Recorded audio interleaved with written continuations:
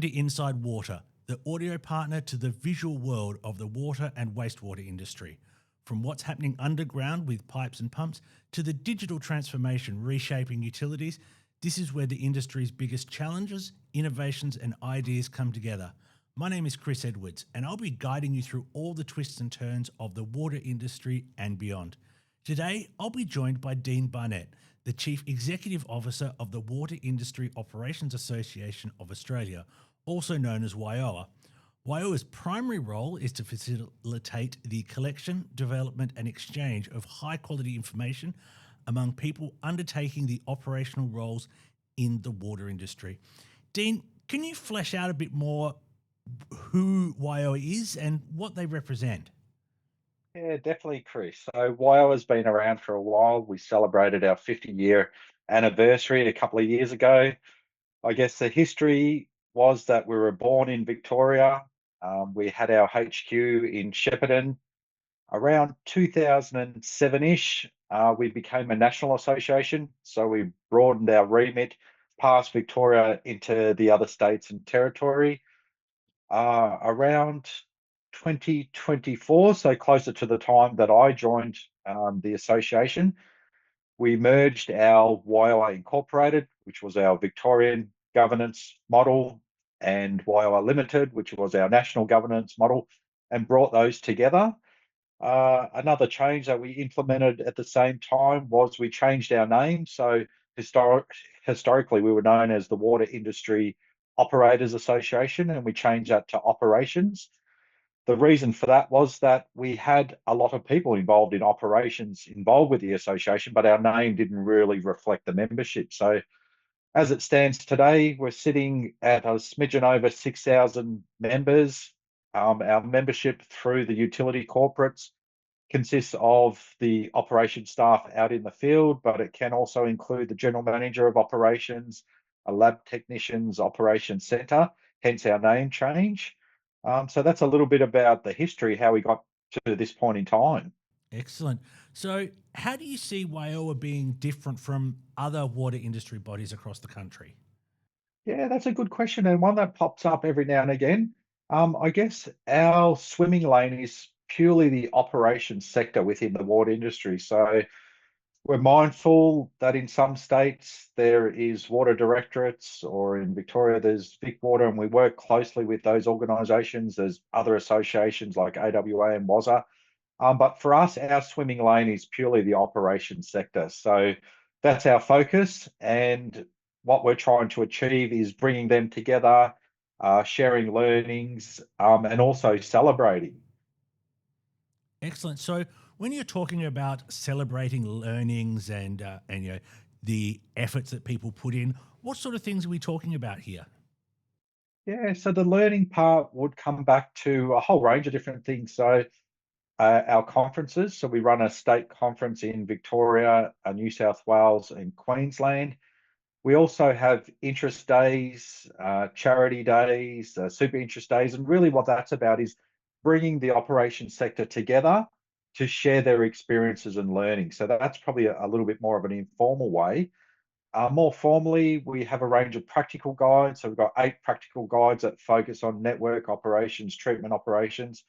Rather than just handing those guides over, we can also provide 3-quarter day training on the guide and then hand that to the operation staff member so that they have a reference for that training moving forward. Excellent. I want to stick to the point about the conferences you made earlier because, as you said, you've got one in Victoria, you've got one in New South Wales, one in Queensland, formerly one in South Australia. What goes on behind the scenes for selecting locations for these for each of these annual conferences? Really member demand. So being a membership association, we definitely focus on what our members would like. In each state, we have a advisory committee, and they will provide us on or with advice in relation to what they need in that state. Just say with Victoria, because that's where our grassroots are, we've got a conference there. We've had growth in New South Wales and Queensland.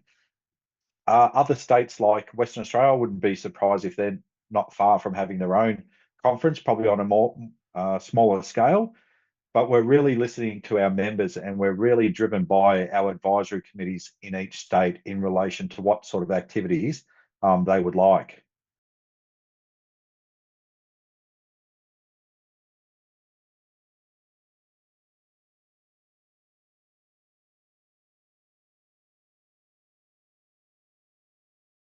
Great help. I guess our exhibition just continually grows and our attendance. So Bendigo has suited us well.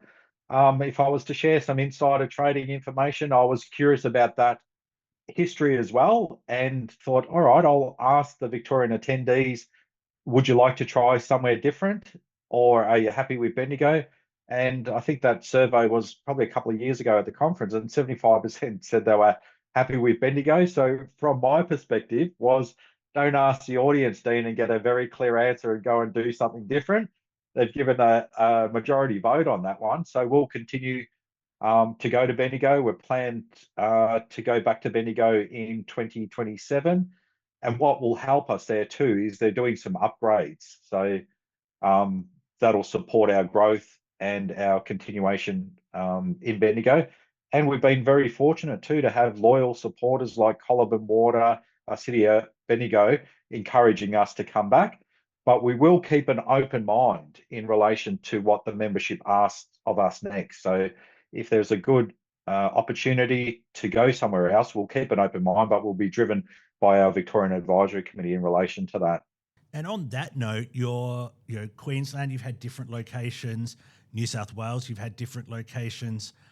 You've got Gold Coast at the time of recording in a couple of weeks, and you've got Newcastle later this year. Have you got any insights on where you might be heading in 2027 or beyond at this point? 2027, if it was up to me, going to the Gold Coast in Queensland, we'd like to repeat that. And I'll share the reasons why. Is that from a internal staff point of view, we go to a venue and it's the first time there and we collect a lot of good learnings and experiences. It seems a shame to walk away and then start that whole process again. So I've suggested to the team that with Gold Coast being a new venue for us in recent times, is that we might as well go back there again for the following year if it's available. And then any learnings that we have from this upcoming event, we can apply to the next one and then we'll move on. With Newcastle, so we've been to Newcastle last year, it'll be our second year, and then we'll look around. If you're curious about why are we moving around in some states and not others, it's probably a bit around the geographic. So with Victoria, I was always entertained that I could travel from Sunbury, where I used to live and work, to Mildura in 5 and probably a little bit more hours. In New South Wales, probably not as bad. Queensland from the bottom to the top is a big deal. And that's probably why we're moving around so that we can engage with members that might not be able to get to an event, just say in the Gold Coast. So we'll look for something a little bit northern. And a gap filler for us is the interest days. So while we're in the Gold Coast, we've had an interest day in Gympie. We've got another one coming up in southeast Queensland, somewhere, venue to be determined. We'll be in Cairns in October. So we really want to engage with the membership so we know that we need to move around to be accessible.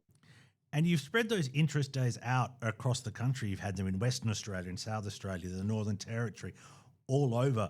What are you learning from the operators and those working in operations more broadly in terms of that demand for interaction with the industry overall? Yeah, I guess the takeout that I've got with that is that operations staff, and I say operations broadly because it could be general managers, it could be field operators, are definitely keen to network and are very mindful that some of the challenges that they're dealing with are not isolated to their organization. So if we can bring them together and conduct some networking, then they might be able to come across someone who's dealt with a similar experience, share those learnings, and then they don't have to reinvent the wheel.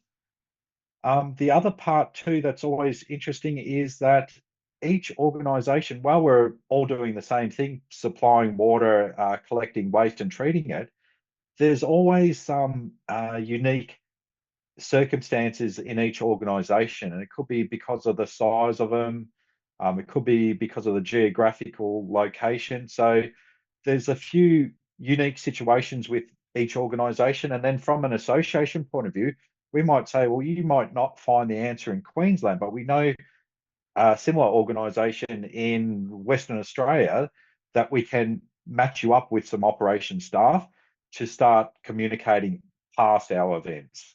Excellent. Um, One of the things I've noticed about WIOA is its commitment to training and encouraging excellence within those working in operations, and part of that is the mains tapping competition. What's the history of that? Where did that come from, and where's that going at the moment? Yeah. The reason I'm laughing, Chris, is I am entertained by the commitment to that competition. It has a long history, so it's been going for at least a decade now. It was localized in Queensland in different areas, and I guess from a WIOA point of view, is we've tried to bring those localized events into a state event. And then we've taken it further into a national event. So we're running it in each state. We'll come up with a state winner. The state winners come together and have a tapping competition as a national competition. The things that intrigue me is the speed. So we've got Taswater, what were they at? 1 minute 27. So an extremely fast time, a lot faster than I was back in the day. And we've got Gold Coast at 1 minute 20. That is the fastest time that we know of. So I asked these teams and I said, you are extremely fast. What's your secret? And they said, it's not much of a secret, Dean. We practice. I thought, good answer. Fantastic. And the other really competitive angle that I've always seen is the tap water tasting. The best tasting tap water across the country. I've seen it at the various WIOAs, and obviously you have it in other states and territories.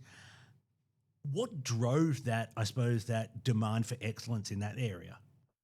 Yeah, well, there's probably two parts to this story. And even with the tapping and the best tasting tap water competition, as you would know, is we work in a very discrete industry. So being very general with these terms, but there's almost an expectation that you turn the tap on and it magically appears, the water, and you flush the button and it magically disappears. And I can understand from a customer point of view, that's their point of interest, but there's a whole industry behind the scenes that's making that happen every minute of every day and every day throughout the year. So these competitions raise the awareness of our industry. So that's one part. The second part is we work in a very collaborative industry, so it makes my role very easy in an association when you're working in an industry that likes to share information and collaborate. Except when there's a competition, Chris, and that's when I see another side of the industry that I'm entertained by, and that's their competitive side. So, with the best tasting tap water competition, again, we're running that in each state and territory. I often get asked, so what happens after that? Well, after we have a state and territory winner, we have got a national competition. Congratulations to Catherine, NT Power and Water, currently holding the title with that. And then people say, so what's next? We send our national winner over to the Water Industry Operations Group New Zealand conference last month and go up against their national winner. So the competition continues on as a trans-Tasman competition. And we can also send the national sample to America for an international competition. So this just continually grows and grows, but the intention behind it is really to acknowledge the operations sector that's working behind the scenes tirelessly to keep this going. And I must make a call out too, is that these competitions are not just about WIOA and the water companies. They couldn't be delivered like Reece Civil Viaducts has sponsored the tapping competition for close to a decade. ICSM has sponsored the best tasting tap water competition for over a decade now. So these organisations are helping us promote and deliver these types of competitions, which is great, good for us and good for the industry. You've just spoken about Recivil and Viaducts and ICSM being collaborative partners with WIOA competitions. How do you go about collaborating more broadly with your suppliers and the various companies and having them work with the operations sector? Yeah, there's probably a couple of ways, Chris. Is that the first one that comes to mind is our exhibition within our conference. And we have operators, managers that attend that, and we're very lucky that our corporate members come and exhibit at our conferences and show the latest technology. So that helps keep the operation sector up to date with the latest tech that's available.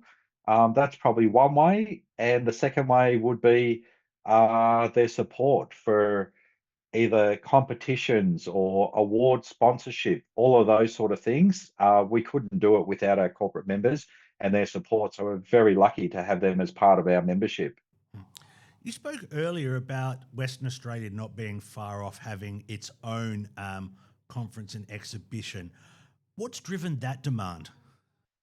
Again, membership engagement. So if I was to talk frankly, it would have been late 2023. I went over to Western Australia and just asked about the WIOA engagement. It seemed a little bit low at that point in time.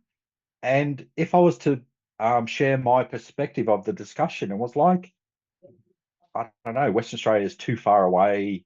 We sort of do things out here our own way, not because they wanted to, but because of the lack of engagement. So I felt like I needed to own that feedback and came back to the team and said, listen, they feel like they're far away, but we're a national association and no one's too far away, except we haven't proven that to them. So we set up our first advisory committee in Western Australia. We got some key people from Water Corp, AcWest, Bustleton Water with lots of energy and passion. And that's where the momentum started to occur. They started with an interest day, and an interest day is pretty much a few presentations for shared learnings and a site tour. Super interest days when we introduce the competitions and award acknowledgements around Operator of the Year, New Operator of the Year, tapping and best tasting tap water. So they got there relatively quickly. And what I love about the advisory committees and their passion is they say, so what's next? We said, what would you like next? And they said, well, what about if our super interest day sort of started to expand and we had an awards dinner and really made it a little bit more prestigious? And we said, well, we're in your hands. So we'll be back out in Western Australia for the super interest day in July and also being conduct a little bit of reconnaissance mission in relation to venues and things like that. Because if the advisory committee is asking for it, we'll certainly deliver it. Fantastic. I want to dive into the awards a bit because there are several awards that are annual that are given out at each of the conferences, as well as the Idiot Award. Can you speak a bit more about the idiot? Yeah, that's it. Well, what I can say is that the Idiot Award is our second most prestigious membership award. So a lot different to Dean being called an idiot at home. At Idiot at WIOA is extremely prestigious. So we've got a criteria that looks at our membership, and we're looking for individuals that have been committed not just to WIOR but to the water industry as a whole, and we will recognise them with the idiot inductee. And then the next level, the top tier for us, is life membership. So individuals that have been engaged with WIOR and the industry for 10 to 15 years, committed, active, and have delivered a range of things to support the industry. So they're the two most prestigious acknowledgements we have for membership. When it comes to award, each state and territory has an operator of the year. This year we've got a new operator of the year. Last year was young operator of the year. The reason for the change is not that Dean's getting old and doesn't qualify for that anymore. It was more about people entering the industry at different times of their career. So we kept the 5 year criteria for young operator of the year and just turned it into new operator of the year. So if you're young or a mature age person that enters the water industry, you can still qualify for that now. That'll happen across each state and territory. Something new for this year is we thought once we have all the operator and new operator of the years across the country, is this year will be the first time that we'll call out a national operator of the year. So a new award. We'd like to acknowledge Perderus, one of our corporate members, that's supporting that. There'll be a $2,000 personal development opportunity that'll be associated with that acknowledgement. And this will happen at each state conference or interest day within the state or territory. Then we've got some more national awards. So we've got a Team of the Year sponsored by Trilogy. The winner will get $2,000 worth of practical guides for their organisation. Runner up, $1,000. We've got a Quadra Award, which is more around diversity inclusion or cultural initiatives that have been implemented. That one's got a $2,000 charity donation associated to that. Again, proudly sponsored by Trilogy. We've got a PASS award, which is around a safety initiative that's been implemented out in the field. And we're not after an initiative about sending water to the moon or anything fancy like that. It's just something practical that's worth sharing across the country and our membership so that another organization could say, oh, that's a great idea. We should do the same here. That one's sponsored by Aqualift, but a very prestigious prize attached to it where the winner will go on our New Zealand study tour for a week where they go and visit some New Zealand sites. They will also attend the Water Industry Operations Group New Zealand conference and exhibition. So a hardy prize behind that. Some new ones nationally too. We've got a Mentor of the Year award, and that's really designed, Chris, for those quiet achievers that have been in the industry for a bit and have taken a lot of people under their wing and supported them with it in their career. So I'm really curious about this one because those sort of people don't want to be called out. So we might be challenging a few things with this. And the other award we've got is our Tony Hourigan Development Award. And this one's close to all of our hearts at WIOA. Tony was a life member at WIOA. He was almost like he was like one of these mentors of the years where he did a lot for the industry. He did a lot for WIOA. He did it very discreetly. So he never did it for any accolades. He was always just doing this behind the scenes and an individual that you could call for help at any time and he would just be there to support. Sadly, Tony lost his battle with cancer. So we want to honour this award in history of his style within the water industry and him as an individual. So that development opportunity has got $4,000 associated to it. And we're not being too specific to say that it needs to be a training course. It could be a training course. It could be a placement opportunity at another organization. It could be whatever the individual puts up as part of their application. But with the sponsors for that, who put together the $4,000 in honor of Tony, is that they're anonymous.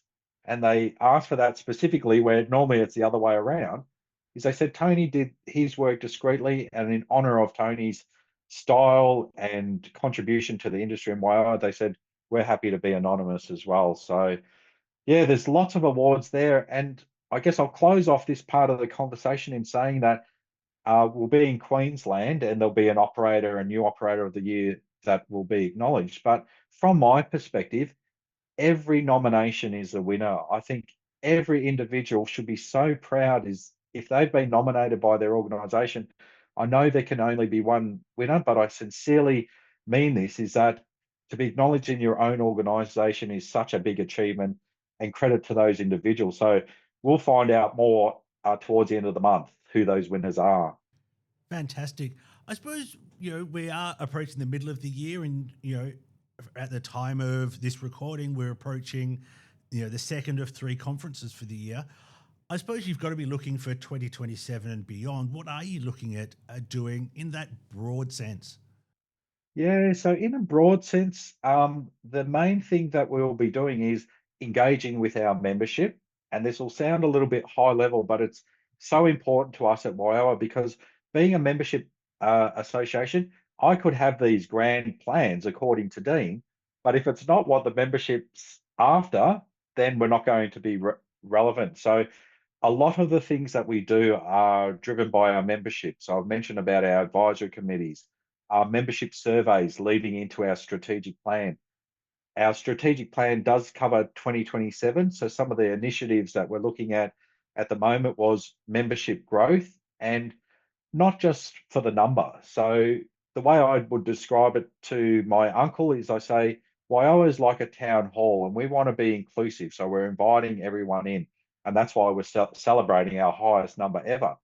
But is that the end of the story? No, it's not. The next important thing for us at WIOA is looking at digital connection out of the conferences and out of the interest days to make that connection accessible on any given day. So we're doing a lot of work behind the scenes in setting that up. So our vision for that with our membership advice is I'm a water treatment plant operator and I'm operating in far north Queensland and I've got a problem. I want to jump on the WIOA app, which we've got. I want to do a drop down to water treatment plant operators within our membership and I want to ask them a question. And then I'll get 10 responses back and I'll see 6 are similar and I'll do a little bit of homework in relation to that to make sure that solution suits my organization. And then I'm going to do some purchasing, but I need to know what the latest thing is. So I'll drop into our corporate membership and ask them who's got the latest gizmo that can do 1, 2, and 3 and get that feedback. So longer term, we want to be moving with the times digitally and keeping the membership connected. So strategically, it's around growth with membership. Then futuristic, which is not too far away, it'll be next year, is about that connection piece. Any financial growth is really, as a not-for-profit, is put back into membership initiatives for what they need. So that's what we sort of see moving forward. And I guess what I'd say is that we're not winging it. That's why we have a strategic plan, because an idea without a plan will always just be an idea. But we're working to a clear focus that's driven by membership input. Excellent. And to finish off, what's the biggest opportunity you see in the water industry right now, and who's leading that change? That's a really good question. So the biggest opportunity in the water industry, well, I don't know. I have a bias, and I hope this is not too much of a association type lens, but I think the biggest opportunity is just connection. Is that a lot of the issues that we're dealing with are similar to other organisations, whether they're across the country or internationally. So for me, that connection piece is so important because then we don't have to reinvent the wheel, and it might not be a perfect problem and solution, but it might give us a head start. So I think that's the greatest opportunity. The delivery of that is not so hard because we're in such a collaborative industry. I think the challenges that we've got in this industry is around being so discreet. So just say, I don't know, high school students that are studying chemistry may not be thinking of a treatment plant operator, lab technician type role. So from an association point of view and an industry point of view, I think we should be sharing what a great industry it is. I talk to a lot of people. I've been in it for 35 years, love it, and so do others. Why are we here? It's because of the dynamics with the industry. So if we can share that, a little bit of a plug too is that from a WIOA point of view, we have a free student and graduate membership because it's not about money. But what we were trying to do is that if anyone's interested in taking us up on that, we thought if we can share a little bit about the industry early days with students, it might be a memory prompter for them to say, you know what, why are these people hanging around in this industry for such a long time? Because we love it. And it could be a good career path for the next generation that will be coming through and then running it for us. Dean, thank you very much for your time, and thanks for listening to Inside Water. If you found this conversation valuable, make sure you're following the podcast so you won't miss what's next. We'll be back soon with more insights from across the water industry because the right upstream decision can help reduce those downstream challenges.